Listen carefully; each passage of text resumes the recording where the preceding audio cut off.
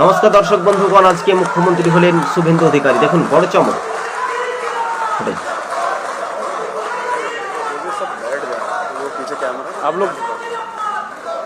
দেখতে পেলেন। তারপরে ফের অমিত শাহ কি বলছেন মুখ্যমন্ত্রী সম্বন্ধে এবং তৃণমূল নেত্রী মমতা ব্যানার্জিকে तीव्र कटाक्ष। देखो भारतीय जनता पार्टी के लिए पार्टी के विस्तार तक सीमित नहीं,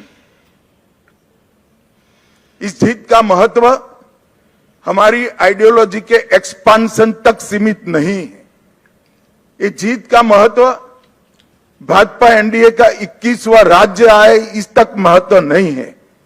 इस जीत का महत्व है, इस जीत ने राष्ट्रीय सुरक्षा में जो सबसे बड़ा छिद्र था उसको भरने का काम किया है, वो महत्वपूर्ण। भारतीय जनता पार्टी का वादा है बंगाल की जनता को कि न केवल बंगाल, पूरे देश भर से हम एक एक घुसपैठियों को चुन चुन कर निकालेंगे और देश को घुसपैठिया मुक्त करेंगे। और मैं आज इस मंच से कहना चाहता हूं, जो लोग कहते हैं ये ध्रुवीकरण का मुद्दा है, ध्रुवीकरण का मुद्दा नहीं है ना जी, ये देश की सुरक्षा का मुद्दा है।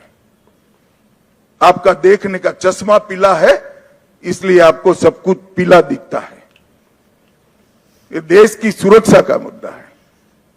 मित्रों, जब भारतीय जनता पार्टी प्रचंड विजय होती है तो पानीहाटी की प्रत्याशी श्रीमती रत्ना देवनाथ वो हमारी प्रत्याशी बनकर बंगाल भर में माताओं बहनों पर जो अत्याचार हुआ है वो अत्याचार का प्रतीक बनकर सभी माताओं बहनों को एक प्रकार से ढाढ़स बना। हिगलगंज की प्रत्याशी बहन रेखा पात्रा संदेश खाली के अत्याचार के सामने सत्याग्रह की प्रतीक। दर्शक बंधुगण देखते पेलेन, আমরা একটা কথা বলি না, তৃণমূল দলটি মুছে একেবারে ধূলিসাৎ হয়ে যাবে এবং তৃণমূলের যতজন বিধায়ক এই ৮০ জনের মধ্যে কতটা টিকে থাকে সেটাই শুধু দেখার বিষয়।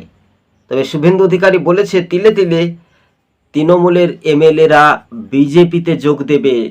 ১ মাসের মধ্যে খেলা কিন্তু বাংলার প্রাক্তন বিদায়ী মুখ্যমন্ত্রী মমতা ব্যানার্জির অহংকারের পতন ঘটে যাবে ভবিষ্যতে বলছে। তাই টিভি সকাল ইউটিউব চ্যানেলটি ভালো লাগলে শেয়ার করে পাশে থাকবেন।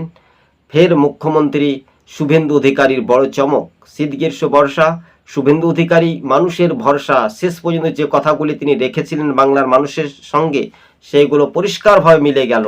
আজ না হলে কাল তৃণমূল দলটা মুছে উঠে যেতে পারে বঙ্গে থেকে। ধন্যবাদ।